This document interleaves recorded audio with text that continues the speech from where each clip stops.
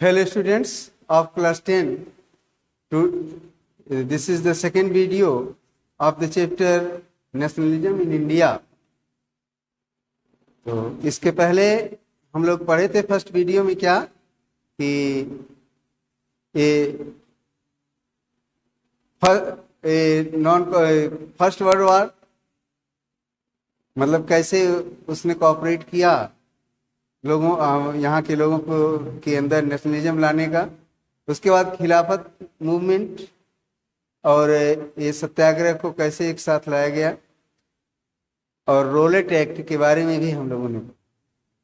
तो उसके बाद महात्मा गांधी ने क्या किया कि नॉन कोऑपरेशन मूवमेंट चलाने का डिसीजन लिया। तो ये नॉन कोऑपरेशन क्यों चलाया? एक तो बात है कि महात्मा गांधी की बात उस समय सारे लोग मानते थे, बहुत ही सम्मान था उनका। तो अपनी बुक हिंद स्वराज में, ये देखिए, अपनी बुक हिंद स्वराज में महात्मा गांधी ने ये बताया है कि जो ब्रिटिश रूल है वह इंडिया के कोऑपरेशन पर ही डिपेंड है।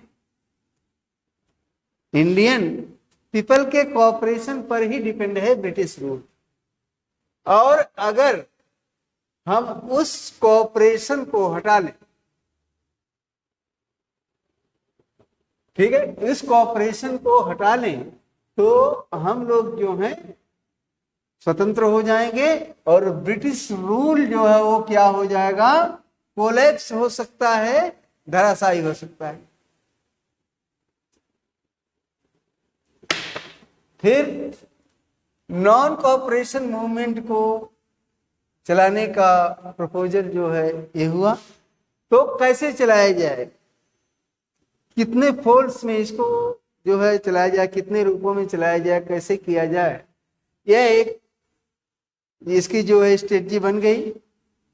तो इसमें बताया गांधी जी ने, कहा कि सबसे पहले तो हमको करना क्या है, सबसे पहले करना यह है कि जो टाइटल्स हैं, जो ब्रिटिश गवर्नमेंट ने यहाँ के जो सम्मानित लोग थे, रेस्पेक्टेड पर्सन थे, जैसे रविन्द्रनाथ टैगोर को मिली थी नाइटहुड की और महात्मा गांधी को भी मिली थी, ऐसे बहुत से लोगों को टाइटल्स मिली थी, गवर्नमेंट ने दिया था। उन्होंने कहा कि पहले जो टाइटल्स है उसको सरेंडर किया जाए, उसको छोड़ा जाए। उनकी जो उपाधियां, टाइटल्स मीन्स उपाधियां, उन टाइटल्स को जो है गवर्नमेंट को वापस किया जाए जो गवर्नमेंट ने अवॉर्डेड की। फिर यहाँ की जो सिविलियन हैं, इंडियंस हैं, वो गवर्नमेंट की सिविल सर्विसेज को, आर्मी को, पुलिस को, कोर्ट को, लेजिस्लेटिव काउंसिल्स का, ठीक है, स्कूल का, फॉरेन गुड्स का, इन सब का वो क्या करें, बायकॉट करें, उनका सबका बहिष्कार करें। फिर उसके बाद इन्होंने कहा कि जब ये सब करना करेंगे, ये सब करेंगे इंडियंस, तो बौखला करके ये जो ब्रिटिश गवर्नमेंट है वो क्या करेगी, रिप्रेशन करेगी, लोगों का दमन करेगी, प्रताड़ित करेगी लोगों। और जब वो ऐसा करना शुरू करेगी तो पूरी तरह से सिविल डिसोबीडियंस जो है लागू किया जाएगा। मतलब पहले एक स्टेज में लोग स्कूलों को छोड़ेंगे और चीजें करेंगे, टाइटल्स को छोड़ेंगे, गवर्नमेंट की सर्विसेज को छोड़ेंगे, उनके स्कूल का, कोर्ट का बहिष्कार करेंगे। तो उसके बाद जब वो रिप्रेशन करेगी, दमन करेगी इंडियंस का, तब जाकर के वो आगे जो है ये लॉन्च किया जाएगा, ये सिविल डिसोबीडियंस मूवमेंट। अब इसका असर ये हुआ कि 1920 में महात्मा गांधी और शौकत अली ने पूरे देश का दौरा किया, लोगों को समझाया, इस मूवमेंट के लिए लोगों को तैयार किया, इन दोनों नेताओं। अब दोनों का जरूरी था कि मुस्लिम पक्ष के शौकत अली थे और महात्मा गांधी तो थे ही दोनों के फेवर के। तो मेनी तो कांग्रेस, बहुत से लोग, यहां तक कि कांग्रेस के मेंबर्स भी इस बारे में जो है काफी चिंतित थे, कंसर्न। और वो बायकॉट को लेकर के जो काउंसिल इलेक्शंस के बहिष्कार की बात की जा रही थी, उसको लेकर के काफी परेशान थे वे लोग। तो क्यों? क्योंकि 1920 में ही वो इलेक्शन होने वाला और उन्हें डर इस बात का था कि ऐसा करने से लोगों के अंदर वायलेंस आ जाएगा, लोग हिंसा पर उतर जाएंगे, और अगर ऐसा होता है तो ब्रिटिश गवर्नमेंट को एक चांस मिल जाएगा लोगों का दमन करने के लिए। और चूंकि वो काफी पावरफुल है ब्रिटिश गवर्नमेंट, तो जो हमारा मूवमेंट है वो फेल हो जाएगा, ऐसा उन्होंने सोचा। तो ये लेकर के, इन सब बातों को लेकर के कांग्रेस के अंदर ही काफी टसल था, वह पो की स्थिति जिसे कहते हैं, ऐसा था। और वह किसी पॉइंट पर सपोर्टर्स और ओपोनेंट्स जो है मिलते हुए नजर नहीं आ रहे थे। एक तो इसके समर्थन में थे कि हम लोग जो हैं ब्रिटिश गवर्नमेंट का वैसा बायकॉट करेंगे, और दूसरे ऐसा नहीं चाहते थे।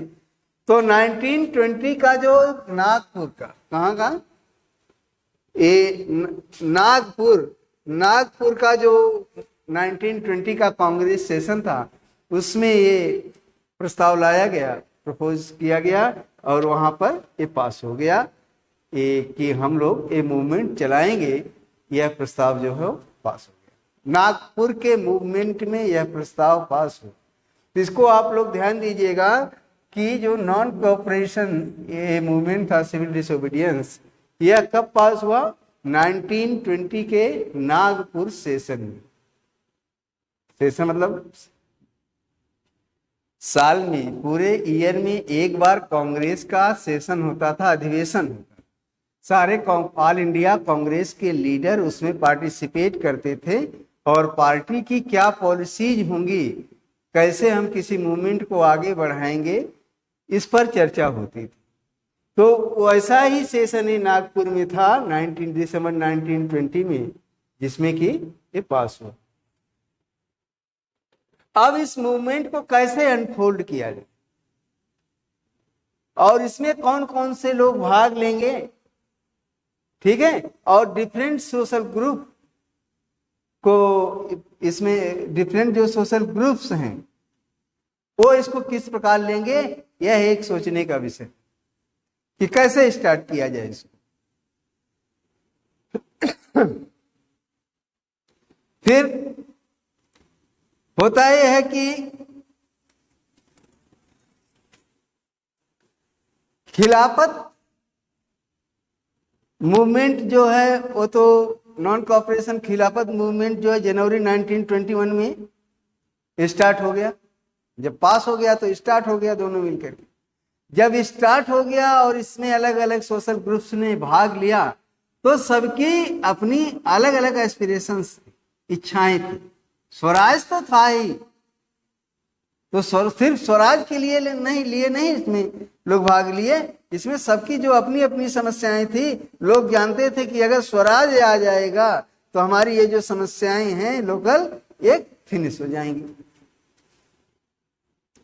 तो अब सबसे पहले देखते हैं कि मूवमेंट इन टाउन, शहरों में ये मूवमेंट कैसे हुआ। ठीक है, मूवमेंट इन टाउन्स।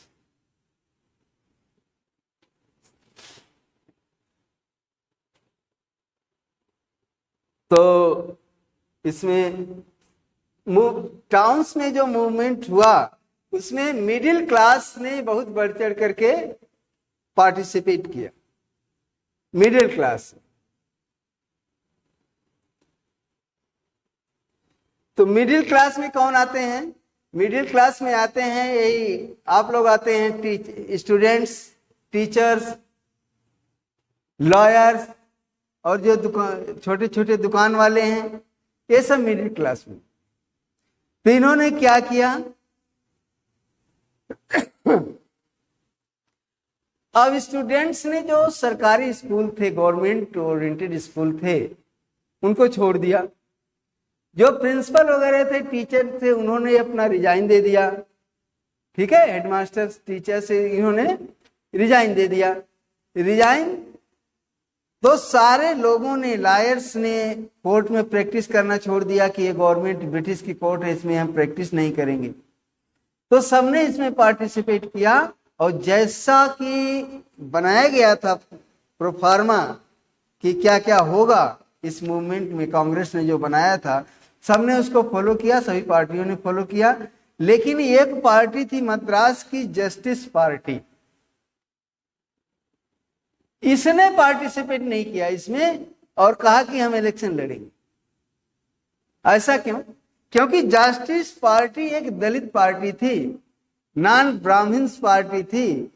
तो इसका मानना था कि इलेक्शन जीत करके जब हम लेजिस्लेटिव में चले जाएंगे, काउंसिल में चले जाएंगे, तो हमको वो सारी सुविधाएं मिल जाएंगी जो इन ब्राह्मणों को, सवर्णों को मिली हुई। तो इन ब्राह्मणों के विरोध के कारण, क्योंकि वो ब्राह्मणों से काफी प्रताड़ित थे, जस्टिस पार्टी वाले ये दलित, तो इन ब्राह्मणों के बराबर की पावर अचीव करने के लिए इन्होंने डिसाइड किया कि भाई हम तो इसमें पार्टिसिपेट करेंगे। और इस पार्टी ने कांग्रेस का साथ नहीं दिया और पार्टिसिपेट किया। अब यह हुआ कि इसका क्या क्या इफेक्ट पड़ा, इस मूवमेंट का क्या इफेक्ट पड़ा।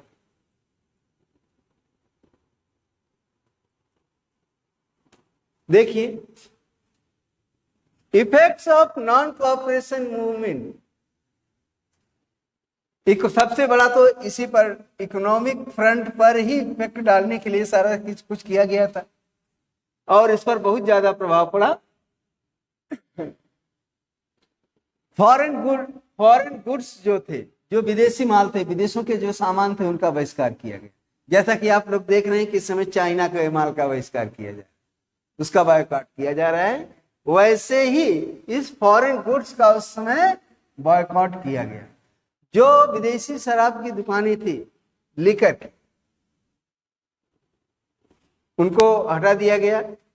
और फॉरेन जो विदेशी कपड़े थे, फॉरेन क्लोथ्स, उनको क्या किया गया, बर्न कर दिया गया, जला दिया गया। फिर जो इंपोर्ट ऑफ फॉरेन गुड्स, जो विदेशों से माल आता था यहां बिकने के लिए, 1921 और 22 के बीच में घट करके वो कितना हो गया, करीब करीब हाफ हो गया। देखिए, जो एक 102 करोड़ का जो बिजनेस होता था वो आ गया कितना, मात्र 57 करोड़। और जो यहाँ बहुत से मर्चेंट्स और ट्रेडर्स जो थे, उन्होंने इस विदेशी व्यापार में पैसा लगाने से इनकार कर दिया कि हम विदेश के माल का व्यापार नहीं करेंगे, इसमें पैसा नहीं लगाएंगे। ठीक है। और लोगों ने क्या किया कि विदेशी कपड़े पहनने से साफ इनकार कर दिया इंडियंस ने, और कहा कि हम इंडिया का बने हुए टेक्सटाइल क्लोथ, सूती कपड़े ही पहनेंगे, सूती कपड़े पहनेंगे, मिलों के बने हुए, टेक्सटाइल मिल्स के बने हुए कपड़े हम नहीं पहनेंगे, हम खादी पहनेंगे जो इंडियंस बनाते। ऐसा लोगों ने कहा और किया भी काफी हद तक।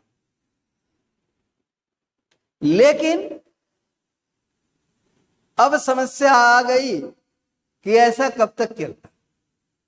मिलों के बने हुए कपड़े वो सस्ते होते थे। मूवमेंट स्लो कहां से हुआ कि मिलों के बने हुए कपड़े सस्ते होते थे, जबकि ये खादी आज भी देखिए महंगा है, उस समय भी महंगा था। तो उसके खर्चे को एफर्ड करना, बियर करना काफी मुश्किल था साधारण आदमी के लिए।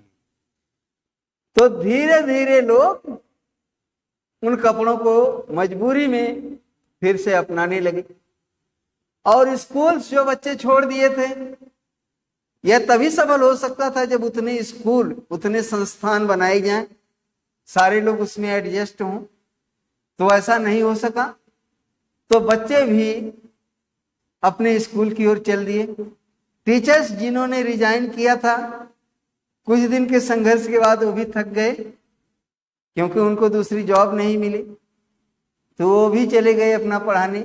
और जो लॉयर्स थे, इन्होंने भी इंग्लिश कोर्ट को धीरे धीरे ज्वाइन करना शुरू। तो इस वीडियो में इतना ही, इसको आप लोग ध्यान दीजिएगा।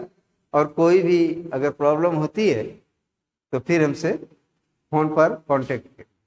It's okay.